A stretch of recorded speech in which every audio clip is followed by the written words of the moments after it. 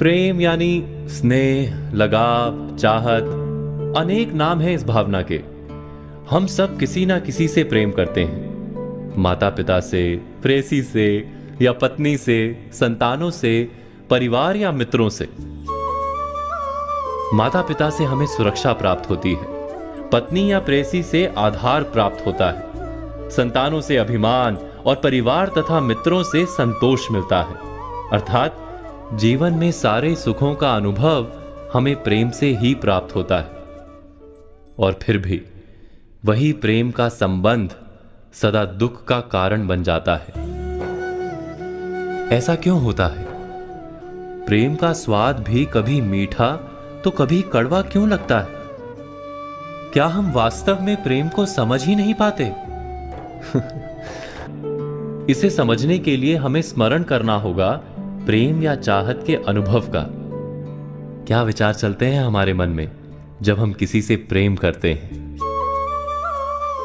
जब गहरे प्रेम का अनुभव होता है तो हम सोचते हैं कि उस व्यक्ति को हम सारा सुख दे दें, सब कुछ दें जो हमारे पास है। बदले में हमें किसी वस्तु की इच्छा नहीं होती। क्या यह सत्य नहीं?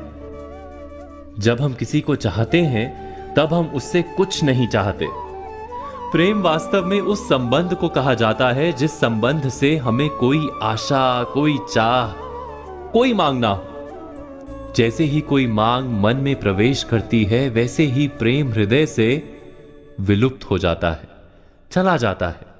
जैसे रोग के कारण जीभ मैली हो जाती है और मीठा फल कड़वा लगता है।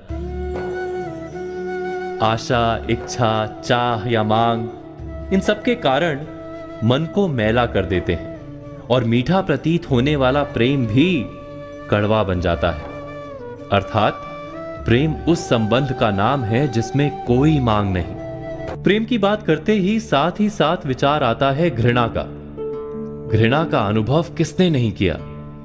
किसी व्यक्ति का नाम सुनते ही मन में कड़वाहट आ जाए, हमारे अंतर में इच्छा जागे कि उस व्यक्ति का सर्वनाश हो। वही तो घृणा है ना?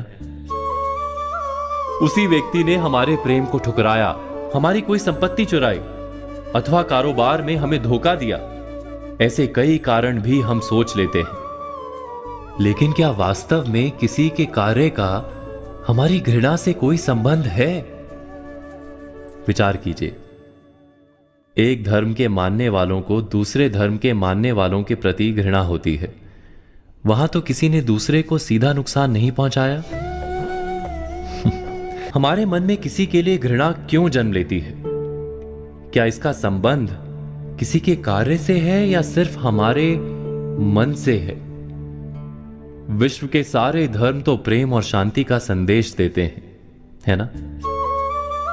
वास्तव में जब कोई प्रेम संबंध तोड़ता है तो हमें डर लगता है कि हम जी नहीं पाएंगे।